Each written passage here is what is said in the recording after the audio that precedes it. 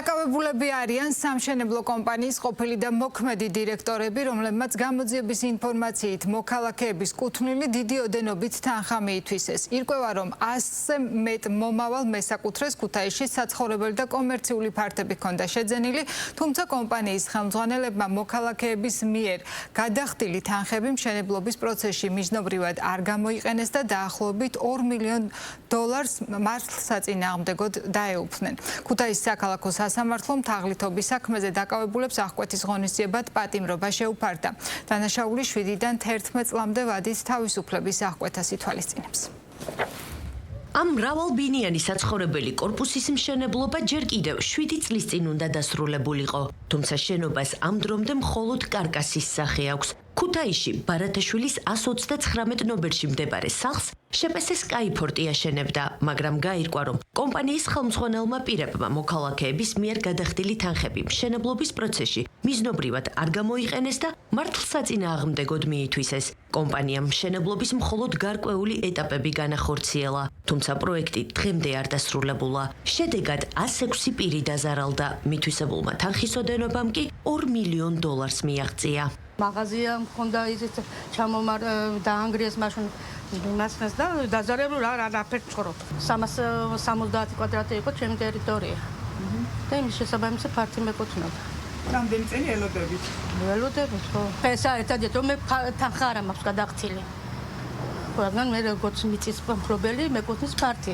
თუ ასხანერად ყველანაირად დაზარალებული ვარ. ფინანსთა სამინისტროს საგამოძიებო სამსახურმა სასამართლოს განჩინების საფუძველზე შპს სკაიფორტის ყოფილი და მოქმედი დირექტორები კორნელი კიღურაძე და ავთანდილ ბუცხრიკიძე დააკავა. როგორც უწყებაში დღეს გამართულ ბრიფინგზე აღნიშნეს, ოპერატიულ სამძებრო ღონისძიებებისა და საგამოძიებო მოქმედებების შედეგად დადგინდა, რომ ბრალდებულებმა სამსახურებრივი მდგომარეობის ბოროტად გამოყენებით, განსაკუთრებით დიდი ოდენობით თანხები მართლსაწინააღმდეგოდ მიითვისეს, მოტყუებით დაეუფლნენ სხვის ქონებას და უკანონო დისარგებლეს დაყადაღებული ქონებით. გამოძიება სისხლის სამართლის კოდექსის 3 მუხლით მიმდინარეობს, რაც თავისუფლების აღკვეთას 7-დან 11 წლამდე ვადით ითვალისწინებს. მათ კორპუსის მშენებლობისთვის 91 მოქალაქისგან მიღებული $1,258,322 ამერიკული დოლარი და $411,897 მიითვისეს. გარდა ამისა, გამოძიებით დადგენილია, რომ კომპანიის ხელმძღვანელმა პირებმა პროექტით გათვალისწინებული საცხოვრებელი და კომერციული ფართების სრულად რეალიზაციის შემდგომ დამატებითი მატერიალური სარგებლის მიღების მიზნით მოქალაქეები შეიყვანეს შეცდომაში და მათ არარსებული საერთო ჯამში 1287 კვადრატული მეტრი საცხოვრებელი და კომერციული ფართი, ეგრეთ წოდებული ჰაერი მიყიდეს.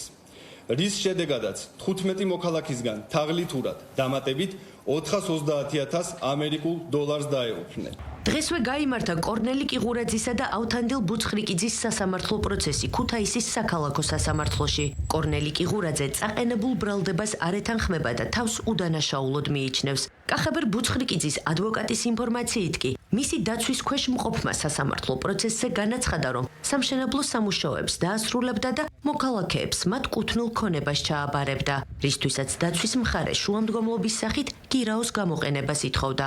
ორივე ბრალდებულის შემთხვევაში მოსამართლემ პროკურატურის მოთხოვნა დააკმაყოფილა და მათ პატიმრობა შეეფარდათ. თვლიან, რომ მან 2018 წელს კორპუსის მშენებლობისას მოატყუა მოქალაქეები, რაც ჩემი დაცვის ქვეშ ყოფი კორნელი კიღურაძის შეფასებით არასწორია. იგი უდანაშაულოდ თვლის თავს და ამბობს, რომ არასწორი სამართლებრივი შეფასება აქვს პროკურატურის მხრიდან მის მოქმედებას. ჩვენ ალტერნატიული სახით მოვითხოვეთ გირაო 20,000 ლარის ოდენობით, მაგრამ მოსამართლემ ჩათვალა, რომ არ იყო გირაო საკმარისი იმისთვის, რომ მიზნები მიღწეულიყო აქვეთი ღონისძიების. ჩვენი მოთხოვნა იყო, რომ შეეფარდებიათ გირაო, თუმცა მიეცათ საშუალება და დაზარალებულებისთვის დაეკმაყოფილებიათ ის, რასაც ითხოვდნენ, აეშენებიათ კორპუსი, რომელიც უკვე დასრულებულია ფაქტობრივად. ვაპირებთ გასაჩივრებას აუცილებლად გავასაჩივროთ. ფინანსთა სამინისტროს საგამოძიებო სამსახურში აცხადებენ, რომ საგამოძიებო მოქმედებები აქტიურად გრძელდება და არ არის გამორიცხული დანაშაულებრივ სქემაში ჩართულ პირთა წრე გაფართოვდეს.